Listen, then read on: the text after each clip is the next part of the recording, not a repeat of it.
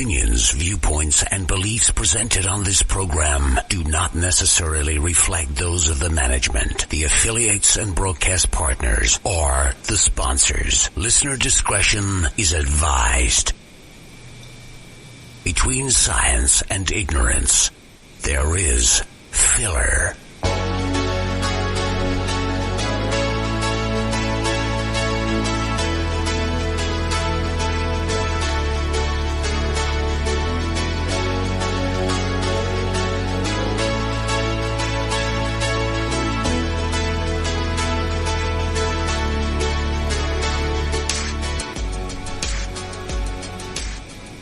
And good evening, everyone, and welcome to this week's episode of Paranormal Filler. It is April 24th, 2016, as you listen to my bad country accent come over the microphone. I want to welcome everyone to Paranormal Filler. Don't forget, Paranormal Filler is brought to you by LiveParanormal.com, your interactive paranormal social community. And is sponsored by Ken Boggle's House of Cards, tarotbyken.com. I've got to slow down and relax. I've just been busy, and I got to go out into the public last night. Yes, I actually went to a bar and listened to a band play. And it's almost like I had a social life. Anybody who follows me on Twitter, of course, already knows all about my escapades last night. Tonight, we have our regular two-segment show. The first hour is devoted to breaking the news with my co-host on Scarefest Radio, Lisa Schnurr, the Haunted Librarian herself. We've got some stories coming up. We'll be discussing, one might say. Making fun of is another way to say it. Then at 9 o'clock, stay tuned on WIHGradio.com or catch it on the subscriber feed on ParanormalFiller.com. But I have Keith Age. Keith Age is the original outlaw ghost hunter. He used to be called the rock and roll ghost hunter. I got to ask him about that. I guess he's like me. He's too old to play in a band. I don't know. But he's been at ghost hunting longer than most of us. I can tell you that for sure. So, got a good show coming. Everybody, be with you in just a minute.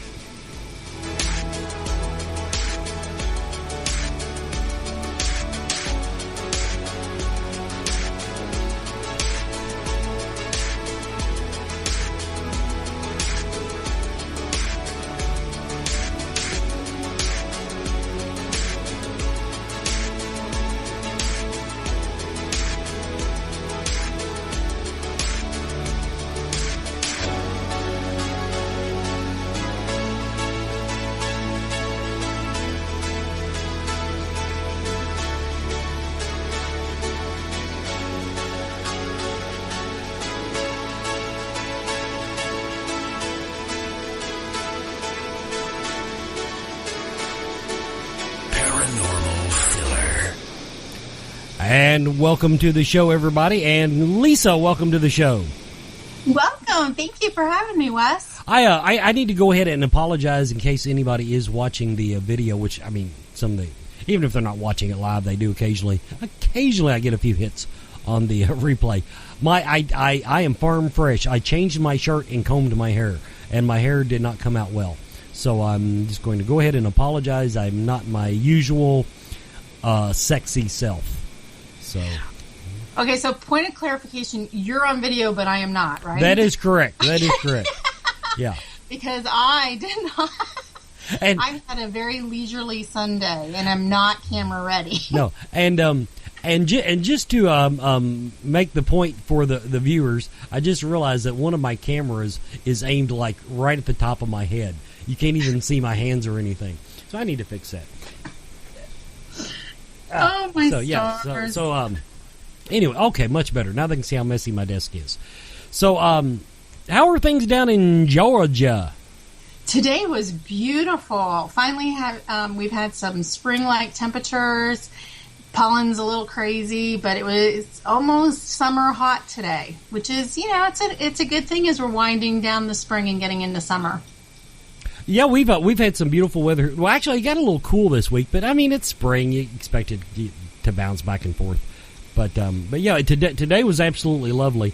And because I actually stayed up past my normally designated bedtime, I wasn't worth a good damn today. We all need those days, though. That's the good thing. See, I need to layer the bad part of my day on the morning. I need to sleep in. Yes. At some point. And I just never get to do that. I've got my chores, as they say.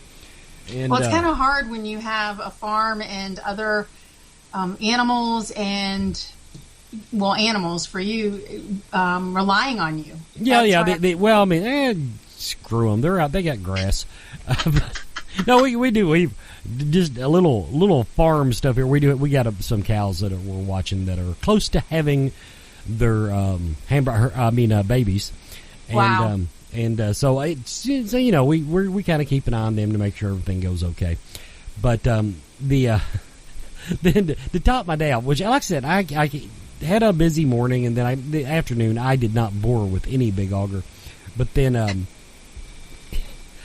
right before showtime, I discovered that I had my day mapped out. I had this to do, this to do, this to do.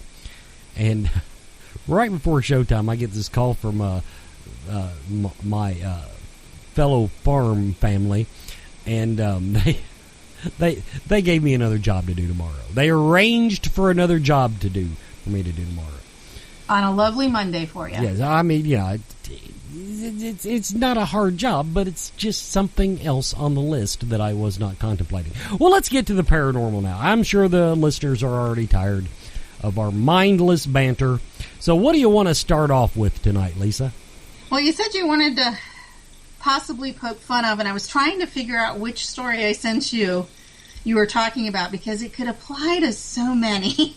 The only one I remember making any crude comments about was the photo in the Stanley Hotel.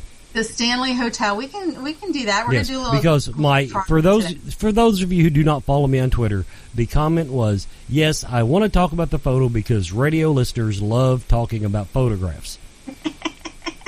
Because that visual aid is right there in front of them.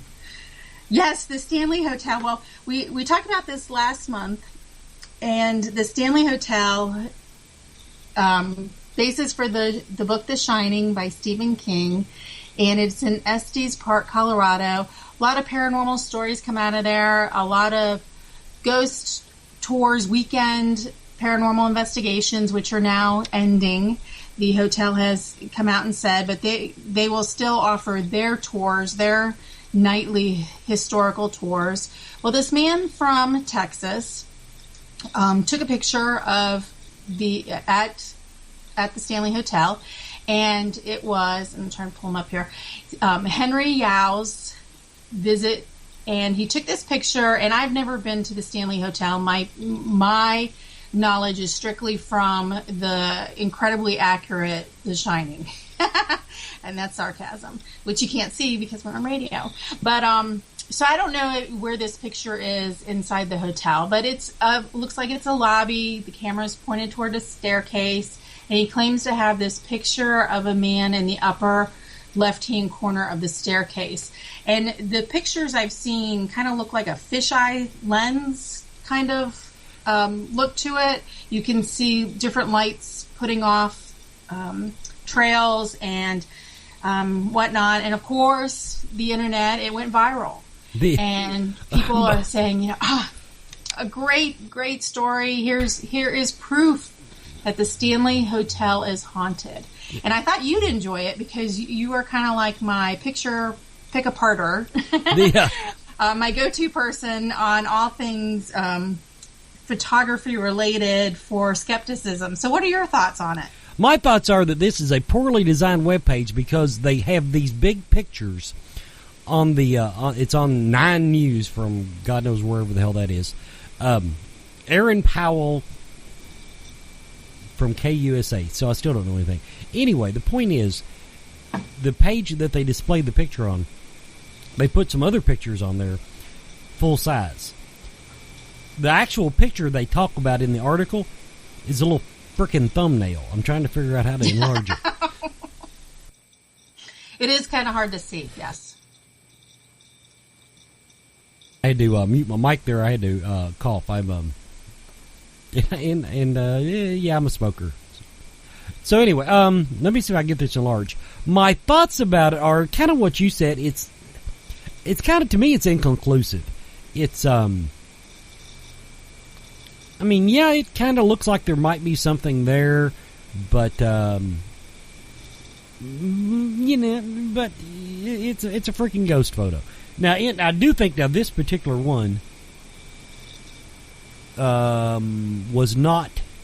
This was just some guy that snapped a picture, and he was taking. It looks like the lobby, so I can understand. You know, so in other words, there is some context to it. In other words, allegedly he wasn't trying to take ghost photos, but as you pointed out, and you've done a very good job, it's a weird lens to begin with. It's like a backwards fisheye. I don't know how to describe it, people. If you Google ghost stories from the Stanley Hotel and Aaron Powell, it should come up. But because the picture is not perfect otherwise, there's lights in the background creating some lens flare. It's really just hard to make because you don't know what type of light artifacts that there might be. And the other thing, my first thought on it is that it's something that because there's no control photos, there very well may have been something on the staircase that in the odd focus of this photo has a human form. Yes, I would agree with you, and it's interesting because the four lights that are center top in that window, I don't know if those lights might cause a reflection. I'm presuming it's a chandelier that's hanging that's then reflected in the window, but it's just a strange picture. It's almost panoramic too, kind of like when you take a panoramic picture, like lots of little pictures, and it creates the panoramic. Mm-hmm. Absolutely. I don't know. It's just weird. I mean, I agree. I think it's inconclusive. Yeah, because as my friend Paul Browning says, anytime you introduce any contamination to a piece of evidence, then that evidence comes into question.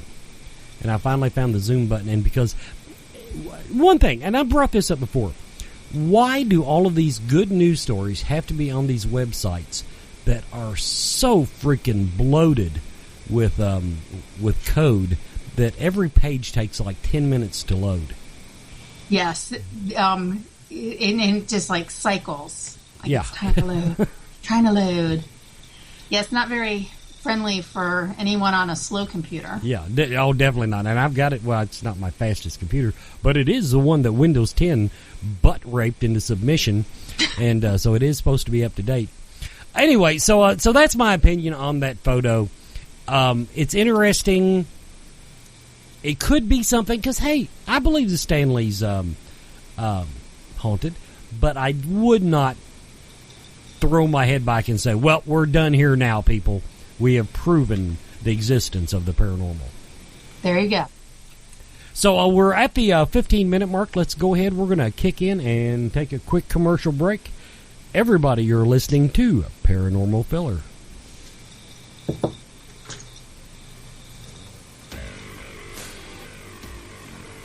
Hello, friends. Are you exhausted with life? Resent your children? Maybe your husband is cheating on you. Get yourself a tarot reading with Ken Boggle. He can provide you with the clarity, guidance, and answers you need. That's tarotbyken.com. He makes things seem less shitty.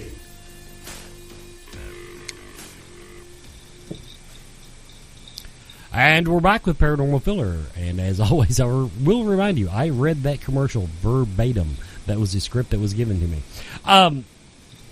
So, okay, where are we going next, Lisa?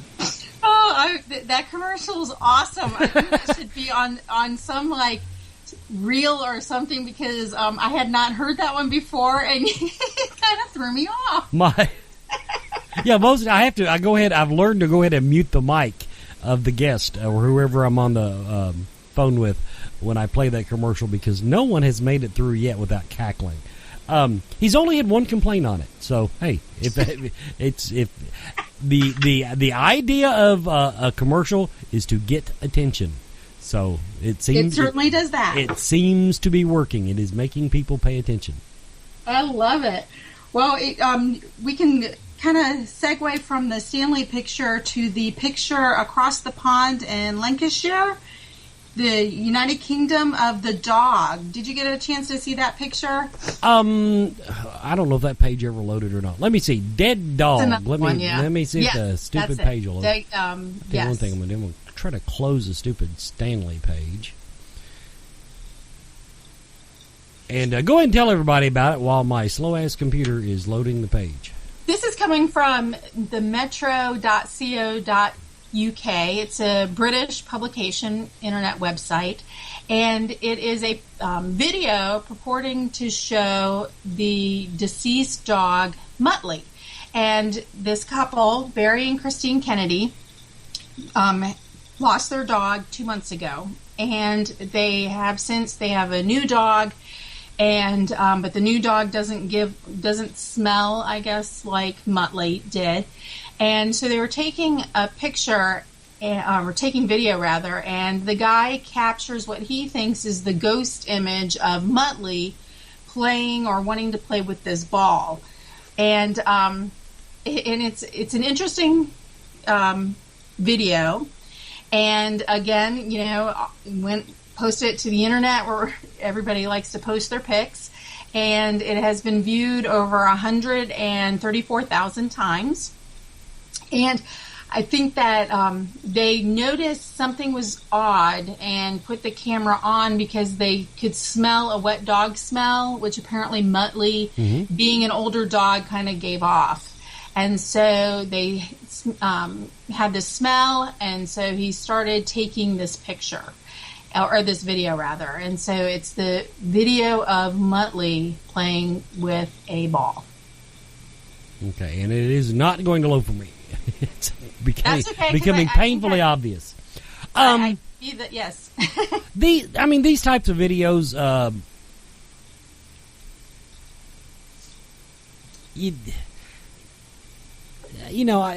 don't really know what to say about it. Because I believe in pet, I give it a little more credence just because it's not somebody stomping around a building looking for evidence. If you really want to know what bothers me, it's the fact that you all had a pet dog that stunk all the time. Poor thing. It was a poor puppy. He was older there because they have a picture of the dog. Yeah, but okay. The picture of the dog. Now, that's what I'm kind of saying. This was a short-haired dog. Yes. Short-haired dog. If you have a short-haired dog that smells wet all the time, I mean, Febrez's ass or something. But yeah, that's I like I said. That is, to me, that is in itself a problem. But I think the video is going to load. Wait a minute. Just in time. I should play some music here or something. But yeah,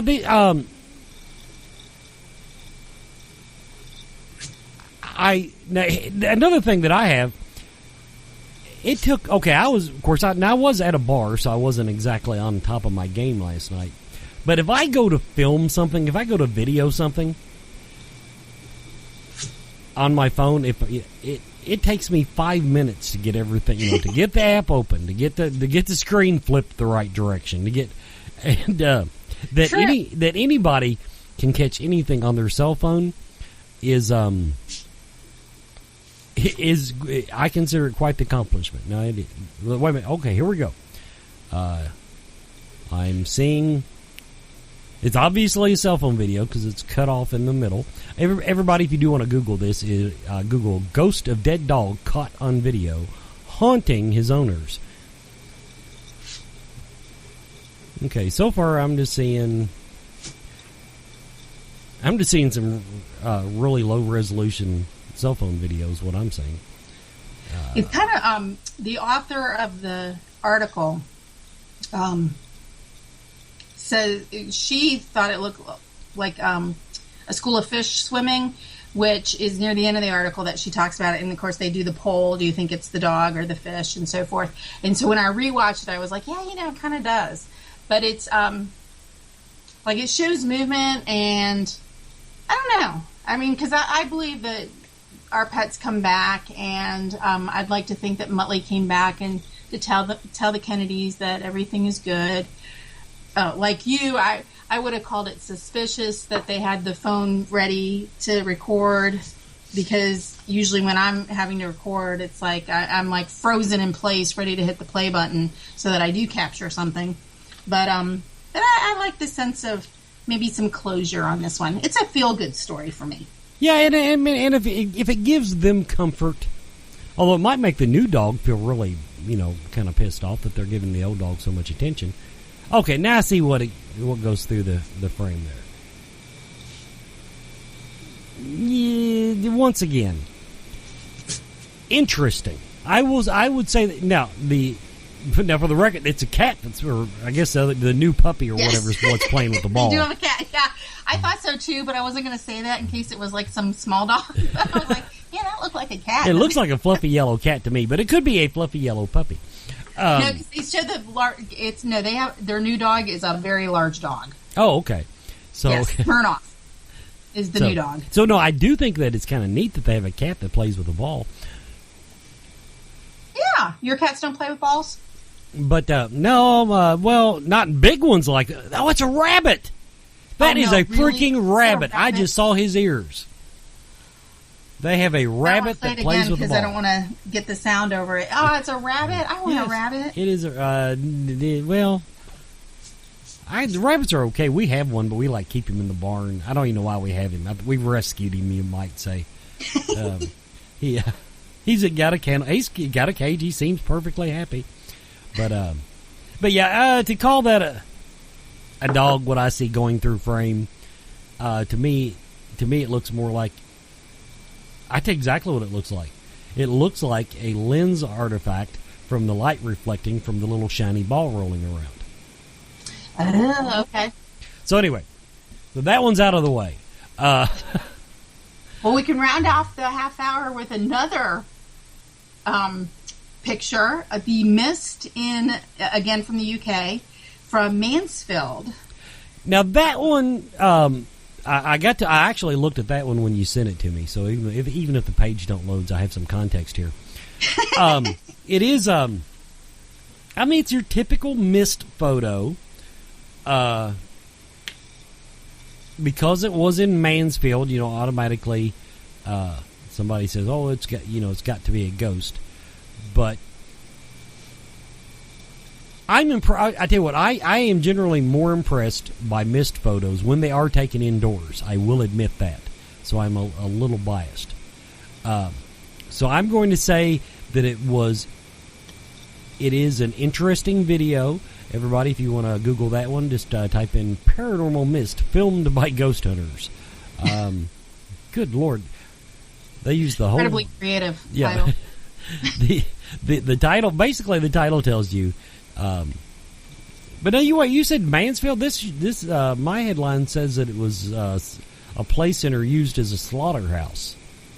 Yes, it used to be, and then it became in the 70s a club called the Village, and so now it is. Yes, it used to be a malt house, and then it became the Mansfield Brewery, and so it's now a children's place where the kid and. They say it's a children's playground, but it really isn't. When you read through it, it tells you it's more like a laser tag, paintball kind of establishment. A laser tag paintball establishment, which means that it probably has lots and lots of light artifacts. Yes. Now, here is my big objection to this one. Now, this one I actually get to be serious for a moment, people. Those of you in the ghost hunter field, learn how, I don't care what type of DVR system you have, I don't care what type of camera you have. if the best you can do to get your video on the internet is to film the screen you're watching, then you need a new vocation. I don't care how many people I piss off saying that. That is one of my big irks about. It's one thing when it's some security guard at at a hotel somewhere, see something weird on there, and so they film the screen. But it takes much of the credibility out of the video. Because, in this one, it just so happened it stopped on a frame. I am looking at the dude's reflection videotaping. I see his eyes. I see his ear. It looks like he might have a little facial hair. I see him holding the camera. See, I couldn't get the video to play to watch it again with you, but yes. Yeah. So you right there. They've created their own light artifacts in the video. So now I have to go through and I have to distinguish what might be paranormal light artifacts. Remember, hell, there's like 4 people watching. I see their heads in the background. Total garbage. Sorry. I like the takeaway on this one, though, is that when we post pictures and we're asking for some commentary, I appreciate constructive criticism, and I want people to debunk it and to raise issues. Mm-hmm. But apparently some of the comments were like, "Oh, brilliant piece of evidence." It's like that's what makes it credible, is when some unknown person posts on there how it's just fabulous and solid evidence. I see that just about everywhere. My browser just completely crashed.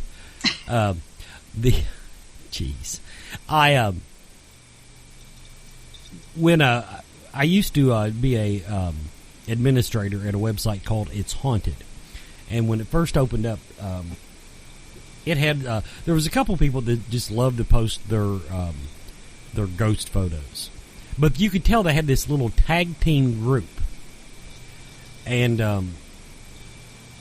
when one person would post it, then this other person would go, "Wow, that's a great catch," oh, it's so good. And to me, first of all, every one of them was ungodly blurry, and I mean, as in, if that's the best the camera could do, I would thrown it away. It was just I never saw a clear picture come from this person. But they had a little they went from website to website together just to expound the virtues of each other's evidence. Yes, and I think it's just terrible, because and then that's what perpetuates the generalization of quick to presume or quick to make the argument that it's solid evidence, and when you can't. That's one thing. Now, advice for the people in the paranormal field. Now, this is one thing I always tried to do back when I too was posting evidence on the internet. Everything that I posted, I tried to tear apart. I would look at it, then I would come back days later and look at it again. I would look at it on different computers to see if it looked different.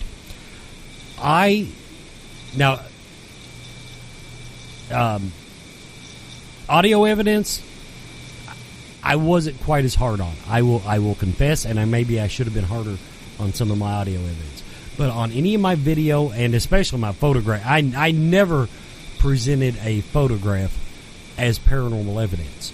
I might offer that this is what, some people who have looked at it, see, but this is what we think it could be.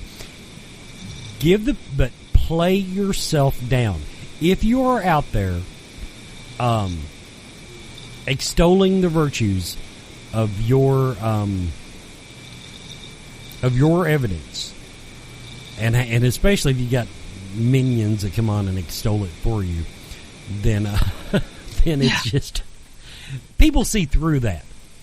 You'll get more respect in the field, in my humble opinion, if you at the very most put it out there and say, okay, we caught this, we think it's interesting, what do you think? And but people, yeah, first of all, nothing is fantastic. It's so rare that I see a photo or a video that I just absolutely go gaga over. Yes, and unfortunately, I think the internet is a great breeding ground for these terrible, grainy, contrived pictures and videos that we see, which is so it's mockery. Well, I'm once not again, up for mockery. and for God's sakes, learn how to download the freaking video. I put it this way: if I can do it on my old DVR, you can do it too. There's instructions somewhere, but every time I see a video of a video, first of all, just by the sake of the laws of electronics, you're going to lose some resolution. You can film it in higher resolution than it was originally filmed in, and you're still going to lose detail. That is just an unfortunate thing. It's a copy of a copy. That old adage. So anyway, okay, let's take another commercial break. You're listening to Paranormal Filler, and we're just being mean tonight, apparently. I hope you have something that's more feel-good coming up. I do.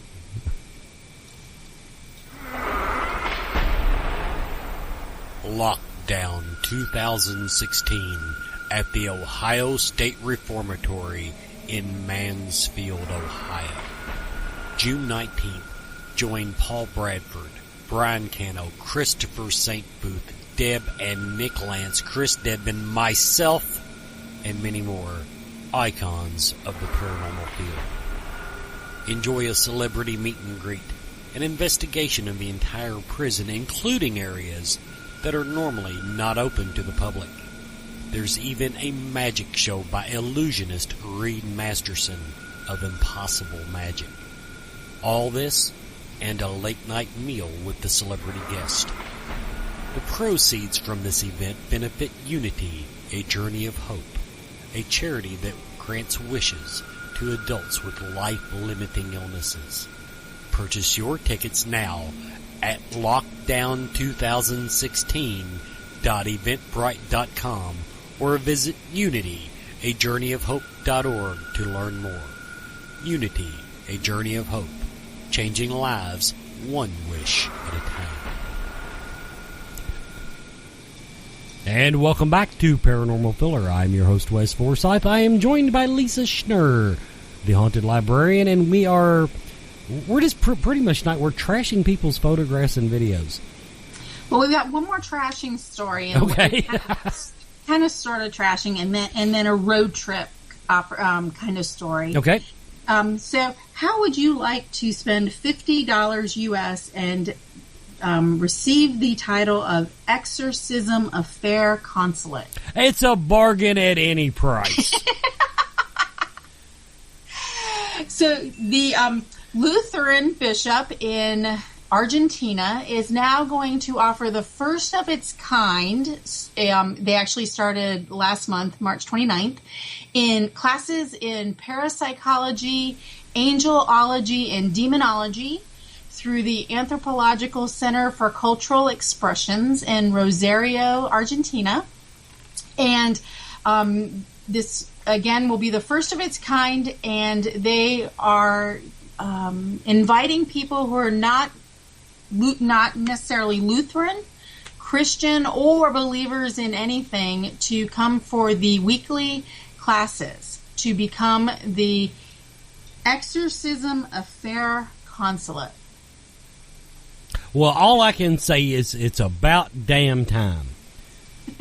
I was so worried that Argentina did not have a school of exorcism, but now they have joined the ranks of such prestigious countries as hell. I don't know who else has a school of exorcism.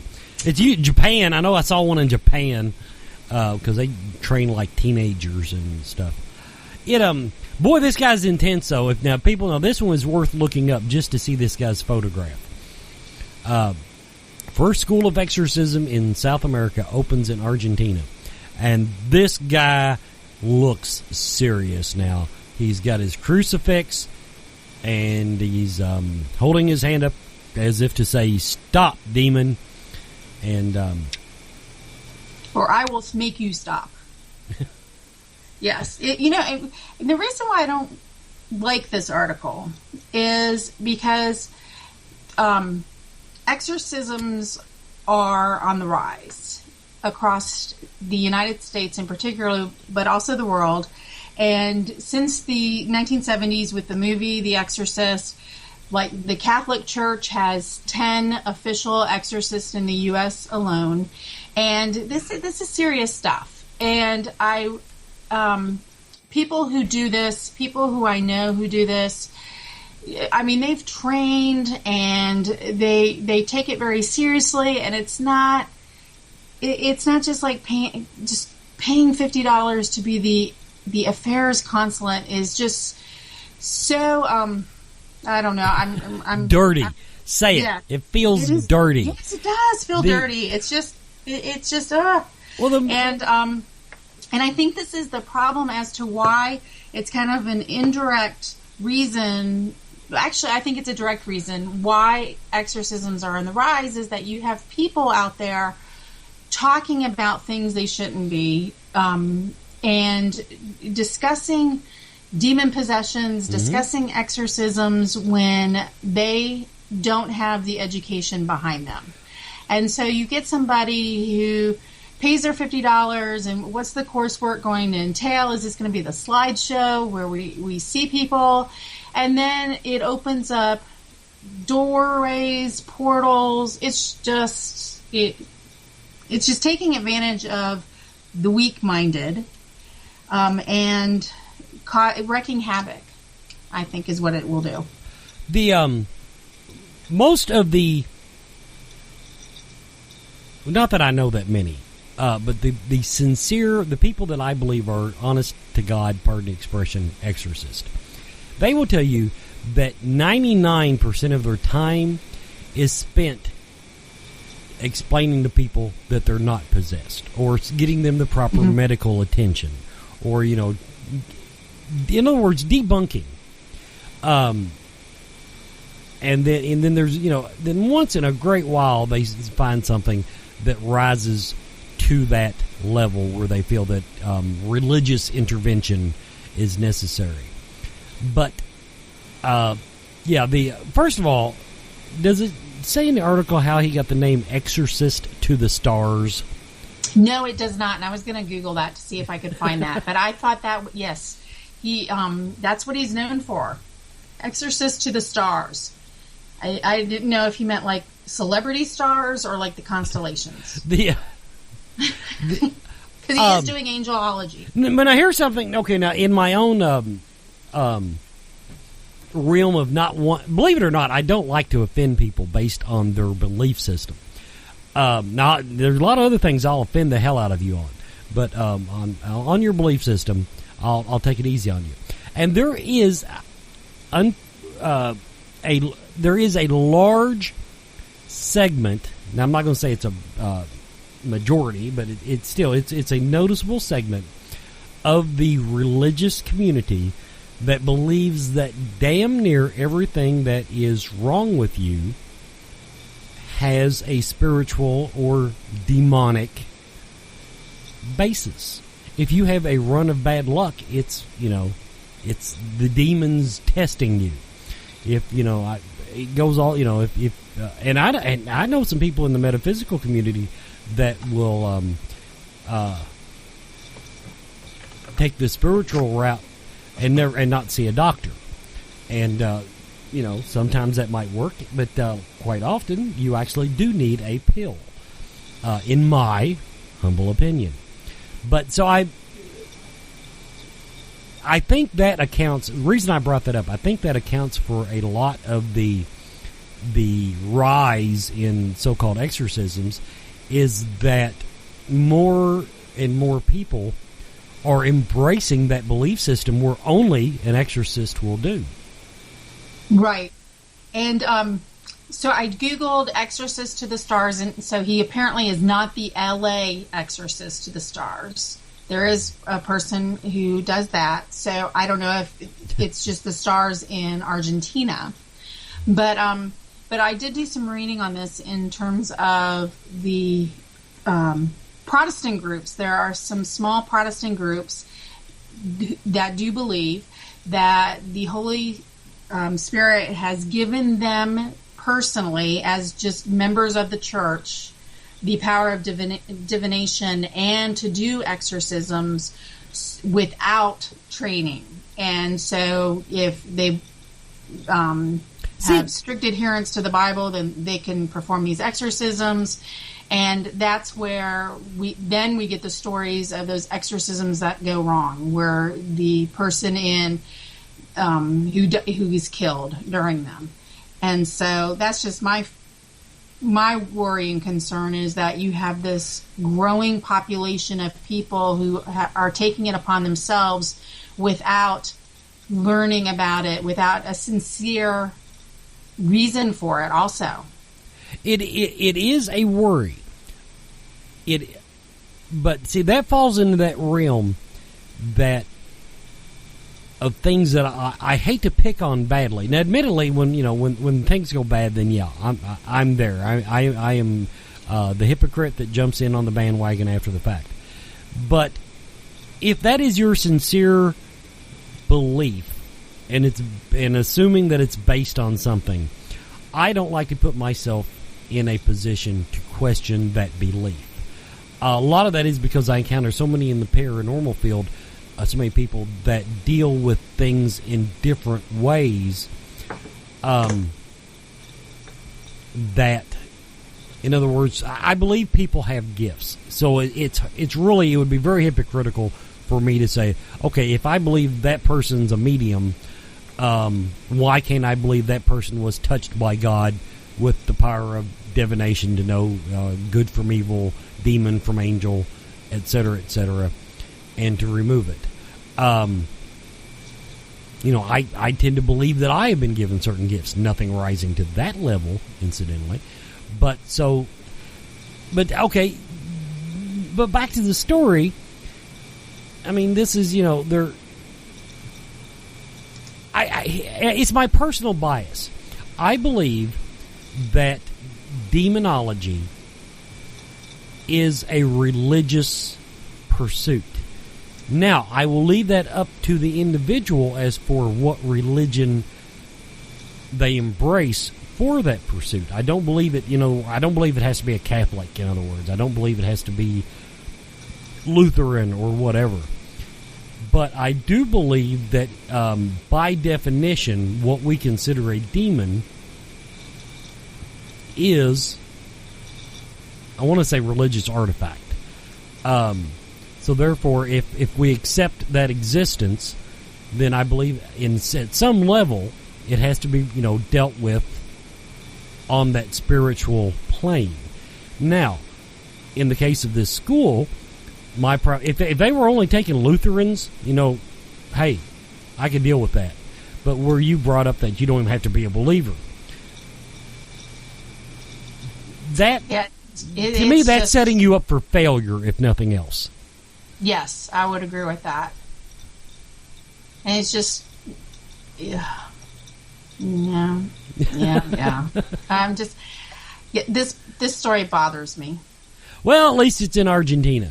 Yes, exactly. Yeah. So, in other words, unless the world ends, it will not affect me. So, one more commercial break, and we'll be right back with the final segment of Paranormal Filler.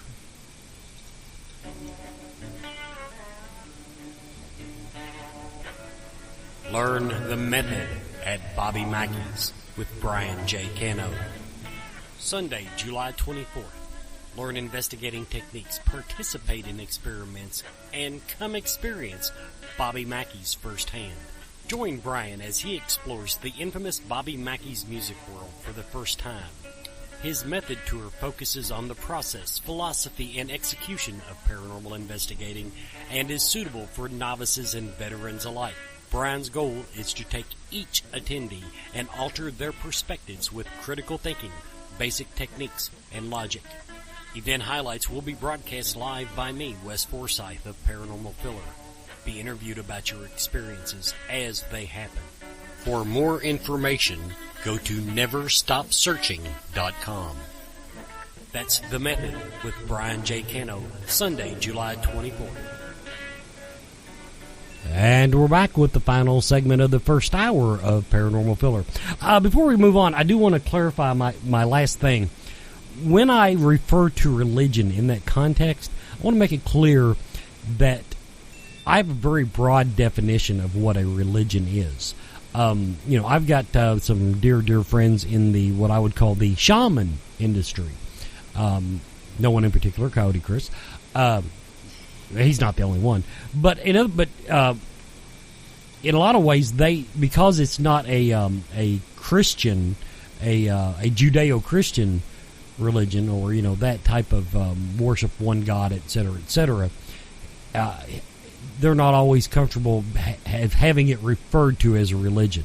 So I'm assuming there's a lot of people like that might have a mother goddess, Native American beliefs. But to me, those are, by broad definition, religions. And I think as long as what you are doing falls within the scope of your religious training, then you're at least not setting yourself up for failure. But I think when you cross lines, it's like me, I should not go to a traditional Catholic exorcism, whatever, I shouldn't go to the Vatican, in other words. I should not be, the one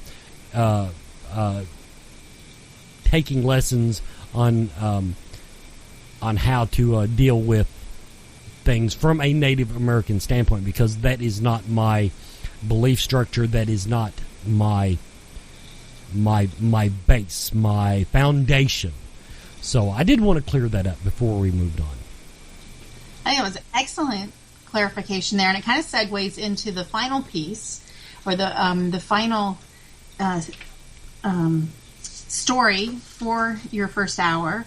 Is I want to I'm calling it the road trip, because I think that I'm just in a road trip mood, and so I get a lot of my stories from one website blog called Atlas Obscura, and they had this article on the Templeton Library, and I like it how it segues nicely. Is that Templeton, Sir John Templeton, self-funded the Templeton Prize, and he was quoted, he's now deceased, he died at age 95, but his quote is that scientific revelations may be a gold mine for revitalizing religion.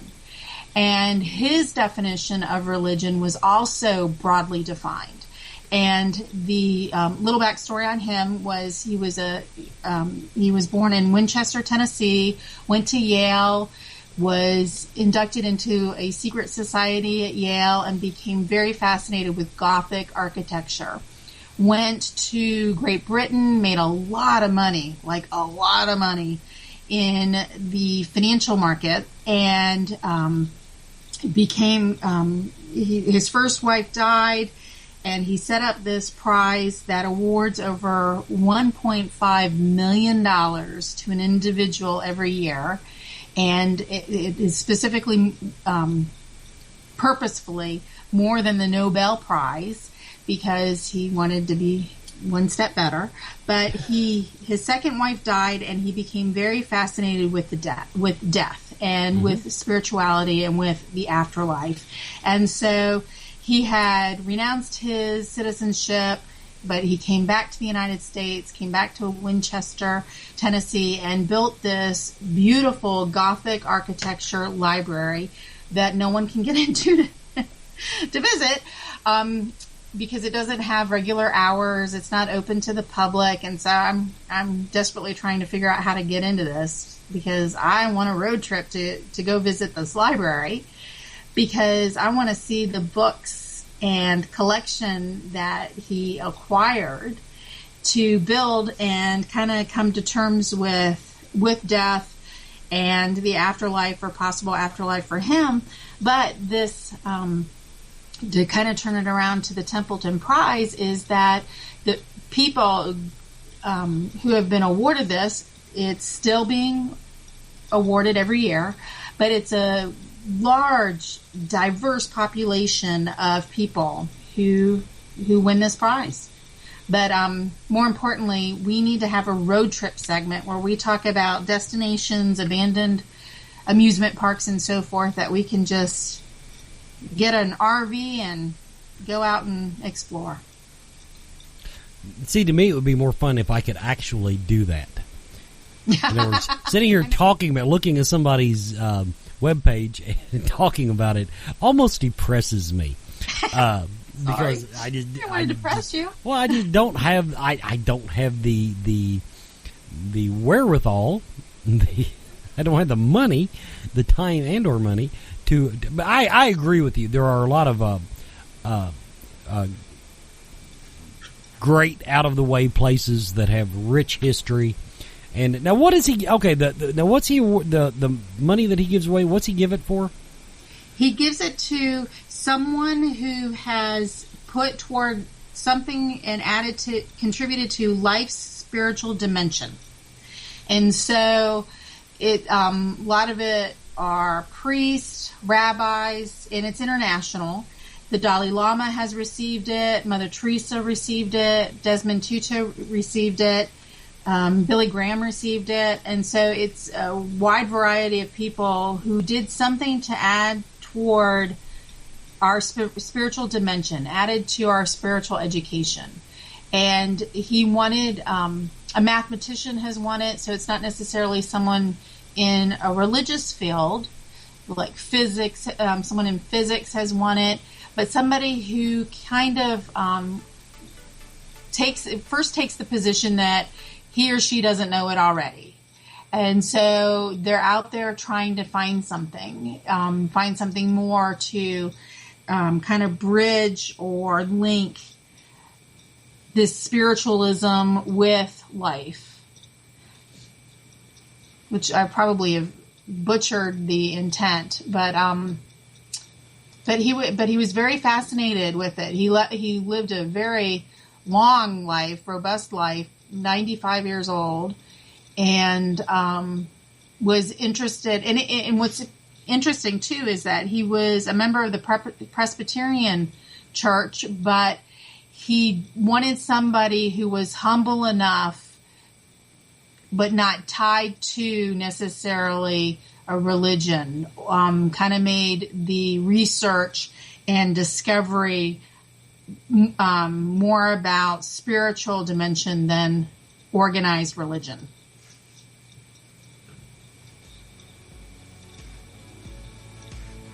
So I'm trying to, get through here. And I think there's a lot of people. I don't know how you nominate, if there's self-nominations or not, but I think that definitely it's time for somebody in